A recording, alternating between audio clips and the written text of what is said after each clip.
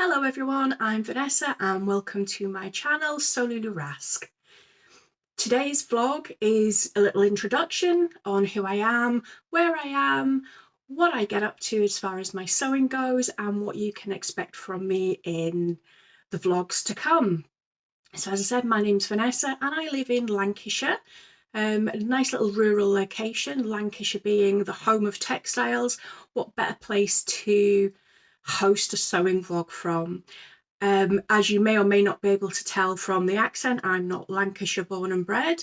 I'm probably more the Yorkshire side, born in Durham, but for the past 45 years, up until last year, I lived in beautiful Scotland. More of that to come later if you're at all interested, but for now I'm really happy in Lancashire, taking inspiration for all things sewing and creativity, and I'd just like to share a little bit of that with you today. Before I start, as I say, this is my first vlog, so the first thing that I would like to do is a massive big thank you and shout out to Sam, who is Sequin Girly Creates, who's also on Instagram, YouTube. Please give her a look and a follow, but she is the person who I turned to ask about putting on a vlog, and she was absolutely wonderful, gave me the confidence, so here I am. As you can see beside me, a little somebody that I need to introduce you to as well. So over here, this is Norma. So Norma was my mum, who is no longer with us, but she was the person who taught me virtually everything that I know about sewing. She was a beautiful dressmaker, and got me my first sewing machine when I was 7. And we used to sew together, so many things. Again, loads of stories there I can go into in the future. But I thought fitting that my little mannequin over there is called Norma. And as you can see, she's got a couple of fabrics draped over her. I'll come back to that later because that's going to be part of my sewing plans. So as is traditional on the vlogs, what I'm wearing. So I'll have a wee stand up and show you. So this is the all famous Zadie jumpsuit, and this is in a stretch viscose twill that I bought 2 or 3 years ago, and this one is quite well worn now. I used to wear it for work, but it's grown a little bit along the years, but it's so comfortable. I've made probably about 6 or 7 Zadies now, and I'll explain as the vlogs go on, hopefully, why Zadie and other jumpsuits have become a firm favourite in my wardrobe.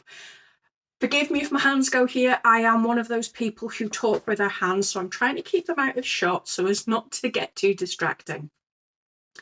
I've got some notes down here as well, just so I don't forget what I want to chat about today.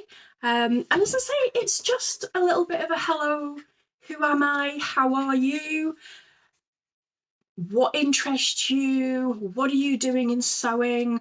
So for me, as I say, I've been sewing for so many years on and off. Got my first sewing machine when I was about 8, an old fashioned Singer sewing machine with the full treadle, and I've always enjoyed creating and making my own clothes because I never wanted to be wearing what everybody else was wearing, but also nothing ever fitted me properly. Even at that age, nothing really fitted me well. I stopped sewing due to so many life things going on, and just on and off throughout the time, did little bits here and there. But about 5 years ago, with a big change in lifestyle and circumstances, I came back together with sewing, more for my mental health and time on hands. And something at that point clicked, and it developed into more than just a weekend hobby. It became all-encompassing, I suppose would be a way of putting it. I spent pretty much every day, almost all day, every day, sewing, things for myself, things for other people. And with that came very quickly an area of knowing what I did and didn't know, what I did and didn't want to do. So it became an education, a journey to fill in the gaps of what I didn't know, what I couldn't do, things that I hadn't picked up from mum, didn't have her anymore to ask. So followed other YouTubers, go on Instagram, joining sewing socials, virtually everything that I could possibly think of to, to develop me as a sewist. At that time, I also started changing shape, hitting that funny age of 50 when all of a sudden you wake up and your midsection is no longer where it used to be. So I found buying clothes to feel comfortable in didn't work. So I set about redesigning and recreating my own wardrobe to fit me. And now I have to say that probably 99.9% of my wardrobe is entirely Mead-Maids, down to undies, jimmies, gym jams, everything in between. I've found that fitting for me has become a challenge because my dimensions don't fit me into one size category. So obviously that opens up the whole question of, grading patterns between different sizes, finding design companies who will create patterns for curvier people, but also within that, the style that suits me where I am now. So all of these things have brought me to where I am in my sewing journey now. And I hope along the way I can go into all of these different aspects one by one to help you if you're in that same situation and are maybe new to sewing, or even if you're not new to sewing, but you've not really ventured into the social media side of things to see what other people are doing. Or maybe just haven't heard of certain designers or certain resources that are available. And I don't know all of them, good gracious me. It's always a learning curve as far as sewing goes for me. But perhaps I can bring something along that you've not been aware of or thought, that interests me. I've seen so many people on Instagram sharing a picture of it, but I don't think it would suit me. Maybe it's something that I've created that can show you, well, actually, you know what, it can work. So there's all these little things that hopefully along the way we can share together. If there's something that I say or you see on my page and you think, oh, that's interesting, please feel free to get in touch. And together we can hopefully make this a nice little community corner in Lancashire where everybody's welcome to come along and join, have a cup of coffee or a cup of tea. Gotta be done. Bickies are optional, but highly recommended. So what else can I say to you? So over on Norma there, as I said, there's two fabrics. So a little bit about why I've got the two fabrics there. So rewind a little bit. When I moved to Lancashire with my new husband through work, I found that at 53 isn't really a good age to start making new friends. It's challenging, and I had a lot of time on my hands. So I thought I need to get out, get a job, and I was so fortunate that I saw an advert for a beautiful little clothing boutique in a quite local town to me, Clitheroe. It's probably about 10-11 miles from where I live, and it's a gorgeous little shop, and I love working there. I work there part-time. So many beautiful clothes. We do quite a lot for weddings, races, events, but we also have casual wear, party wear, any number. The downside for me, because of my measurements, let's put it like that, I don't necessarily fit into an awful lot of what we sell. It's the reality. So most of what I wear is something that I've made, which is absolutely encouraged in the shop, and I've become a little bit of what would I say? They're using it to their advantage, where to they're quite happy to let everybody know that what I'm wearing is something that I've made, and it gives people a little bit of more confidence, because then they'll ask me for opinions. They're, oh, you know about dressmaking, you know about this, can we do this with that? And it's also helped me to style things up. But obviously, because I'm now working in a clothes shop, so we're talking fashion, I have to be aware of upcoming trends that are in now.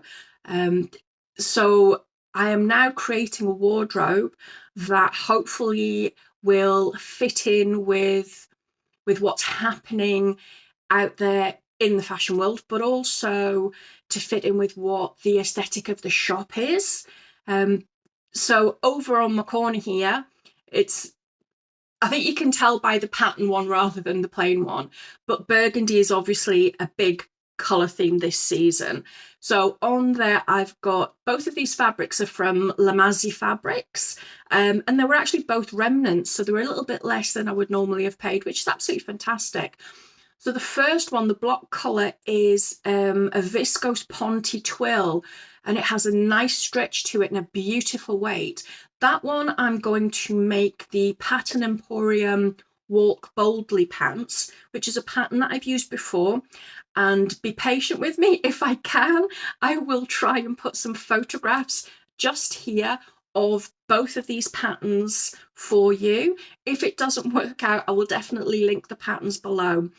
If you haven't used Pattern Emporium patterns before, you haven't visited their site, and you're relatively new to sewing or an experienced sewer, please go over. They have the most amazing video tutorials, styling vlogs, lots and lots of images of so many people, different shapes and sizes, wearing all of their patterns. But the patterns themselves and the instructions are fantastic, some of the best that I've used. So some of the basics that I've got, like the Walk Boldly pants, are just a go-to and fantastic for work trousers. The patterned fabric, again from Lamazi, is a viscose twill sateen, and I'm going to make a shirt to match the trousers with that one. And the shirt I'm going to use is by MDC, Michelle Design Company, and it's the Freya shirt. It's an oversized kind of boyfriend style shirt with a beautiful yoke detail placket. It's absolutely fantastic. I was lucky enough to be a tester for that shirt. I've tested a few patterns now for Michelle's Design Company. Absolutely, again, wonderful patterns, great instructions. And the thing I like about working as a pattern tester for these independent designers is that you can, interact in live time with them. So if you're going through the pattern and there's something that you haven't done before, they are more than happy to give you advice, give you guidance. For me, I questioned whether I would need to do a full bust adjustment on the shirt. And it was absolutely wonderful that she took me through all the steps, gave me some links to some tutorials to have a look at, just to give me that, a bit more in depth. I knew the process to go through, but I'd never done it. And I was a little bit nervous. So reaching out to her and getting that feedback from her was great. As it happens, the shirt was so good, really didn't need to have it done. So I'm going to make this one here just in the base pattern without any adjustments to it. So that's something I'll bring you on the journey and show you how that turns out. So anything else that I can say to you at this point? I'm going to keep this one quite short, as I say, because it's my first one and I'm not 100% sure how well I'm going to go down. Let's see how we go about inserting those patterns. But as I say, I've got lots more little thoughts buzzing away in my head of things that I want to bring to you, stories that I'd like to share, sewing content that I'd like to share. So please come back again. If you like this video, please give me a thumbs up, subscribe, share so other people can see it. And yeah, hopefully I will see you again here. Bye for now.